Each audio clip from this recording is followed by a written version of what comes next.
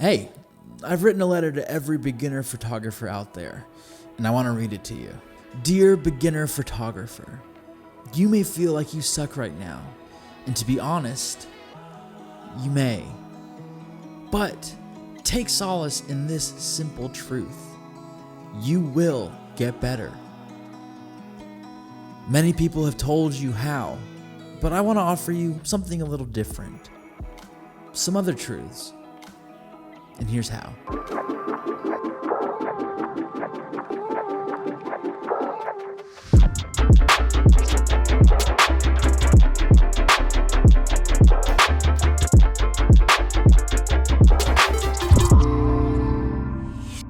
We all gotta start somewhere. What's going on, creative people? My name is Andrew, but you can call me Pooch, and welcome to the Less Lonely channel, a place for creatives to feel less lonely in their craft and on their creative journey. I'm glad you're here. Today we're talking about the existential fear and dread that literally every creative person has, and that is, will I ever get better? Will I ever be as good as that guy or girl? And can I make it? Back when I was like plucking the strings as a musician, sorry for the air guitar, that was kind of lame. I used to obsess over getting better, learning chord voicings or learning how to sing and play certain songs, and ultimately doubling down on music theory. And I did this all because I wanted to grow, I wanted to get better, and I wanted to be able to look back at my songs, my playing, and see a definitive line of progress. And now that I'm in the photography and videography world, that drive, that passion is still there. And I know if you're watching this, it's there for you too. A lot of times when we think about growth, we think about like endless possibilities. Another way to think about that is literally that our growth could be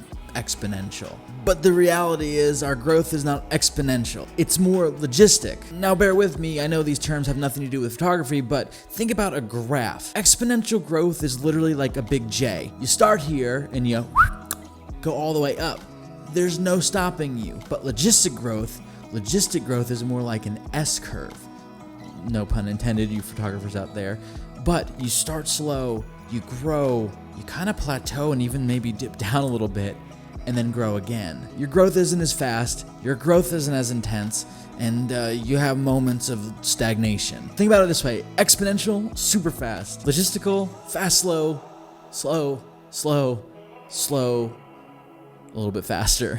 So if you're sitting there maybe in that slow season, that slow period, wondering, man, am I ever gonna get better? Wonder no more, because I'm gonna expose myself here. We're gonna look at my old photos and I'm gonna critique them. And then we're gonna look at photos I've shot recently in an effort to show you that logistical, slow, thoughtful, methodical growth is the way to really go. Ooh, okay, I'm kind of psyching myself out here. I'm a little nervous about showing you guys my work, but let's look at some photos. So I broke this up in 3 different categories. We got portraits, we got flat lay, and we got landscape. This is the kind of stuff you're gonna see all over Instagram, websites, brands are gonna go for this, and it's really good to know how to do. And this is like the moment of truth. This is really dependent on what you guys think. I think I've gotten better, but will you? So, admittedly a little nervous, but you know what? Let's go for it. Let's dive into the first category. All right, portraits. You know, portraits are tricky for me. I oftentimes feel like kind of uninspired by them, and I know there's ways that you can make them amazing, but I really love like taking photos of people in motion and action, and I like kind of like more product photography stuff. So to just do a portrait, I feel like pretty exposed and naked. And this first one, I was like really feeling myself when I took this photo. I was like, oh, what a banger. I can't believe I just said that. What immediately sticks out to me about this photo is just the composition of it. The editing's off too, but we can get to that. Her face is like filling the entire frame. There's no context for where she's at, what she's doing, why I color graded it this way, because we have no idea. There's nothing else going on. Because I'm so honed in on her face, we don't know the rest of the story. The background to the story is, and what I think might have made this a better photo, is to have pulled back a little bit. Could have shown that we were in an IKEA parking lot. So posing her differently, having her maybe not have complete flat face profile, but maybe something from the side, maybe having her looking in a different direction would have been helpful. I think the light too is okay. You know, we got some like pretty intense backlight. I obviously like altered the shadows. Overall, I would say I kind of overdid it with this one, and I mean, my wife's beautiful, so I can't complain there, but yeah, it's leaving me wanting more. compared to this photo, which is something I most recently took like a couple weeks ago in the Great Smoky Mountains. This is a picture of my father. We were hiking. This was super moody. It was like really early in the morning, so the sun wasn't able to like cut through the canopy. And I actually feel like this is a much better photo. We have the rocks in the background that you can make out. You can kind of say, okay, where's this guy? I think he's hiking. The way that he's posed, seeing more of his body, having that light, which is sunlight, kind of coming on, and we're able to see more of him. I just think it's an overall better photo. I also color graded this differently. I'm getting better at not overdoing it. Pulled the saturation down a little bit. There's some weird like highlights on his forehead that I'm not loving, but for the most part, I think this is a much, much better photo. So yeah, I think thumbs up for the portraits. I think that we're getting there. All right, photo category number 2. We're talking flat lays. I got super excited with flat lays after I watched Peter McKinnon's like how to take flat lay photography, and this photo is my first result. I think the creativity was there for the most part, but again, it really just falls short in the execution. Don't even talk to me about how everything's a little fuzzy. My focus was like really off here. I think what hurts this photo is that there's a lot going on that's all like the same color. They're all like analogous colors, which can be really cool, but because it's so dark and so heavy, it doesn't really shine through. Also, if you look at the bottom left-hand corner, it's like where your eye goes, so that's kind of confusing. I think it ultimately hurts the photo. Fast forward to, again, a couple weeks ago, and we've got this photo. This is for a client I've been working with, Aucklet. Sean is a great dude, and his company is super dope. They make bags that are antimicrobial, meant for adventurers and travelers of the like, and this was a flat lay I was able to put together for him. I think the varying colors really helped this photo. I really love that I still put texture there with the dirt. I think that really helps it pop and really shine. I was going for this outdoorsy, hiking, mountain climbing, adventurer kind of vibe, and I think that I nailed it with that. Overall, again, I'd have to say this is a much better improvement when it comes to flat lay photography. Now we're moving on to the very last category. We're talking landscapes. Let me pull this bad boy up. Oh man. That's just... That's just not a good photo. It's like really not good, is it? Man, I really thought I was doing something special here. I was like trying to get like a foreground element, trying to have the mountains. Everything's blurry.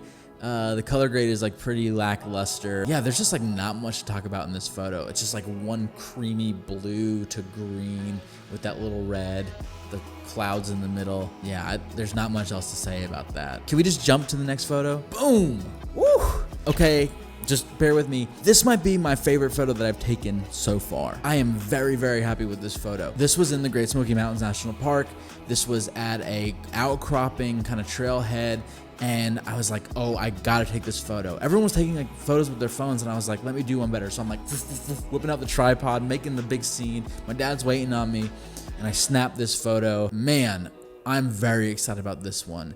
The different colors, the contrast, the way that everything kind of pinpoints to the point of that mountain, that little stormy cloud over the mountain. I think when I took this photo and I looked at it in camera and I was kind of like, whatever. And when I came home and I put it on my computer and was able to kind of finally see it in full, I went, whoa, maybe I'm onto something here. Maybe I am getting better. Yo, that is such a better direction. And I had hope, and I felt better about what I was doing. And all that work I've been putting in, I was able to go, okay, I can do this. I've got this.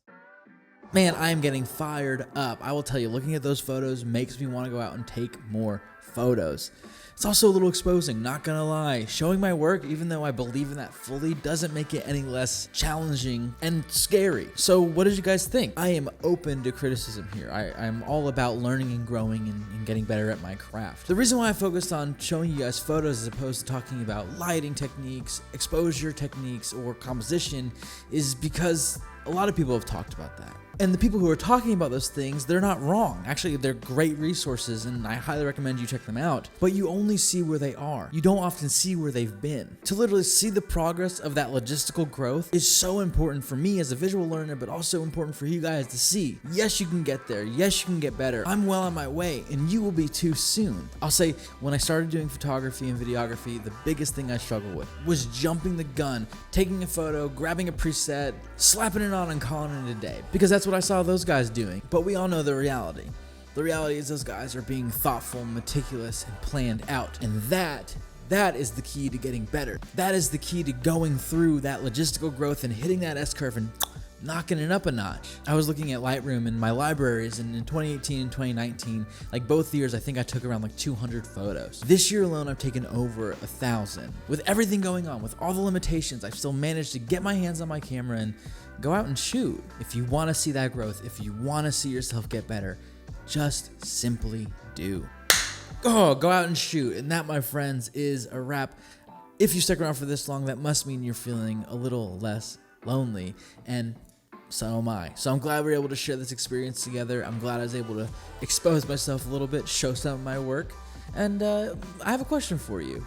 Where do you think you guys are going to be in 1 to 2 years of your photography journey? Go ahead, dream a little bit. It's fun.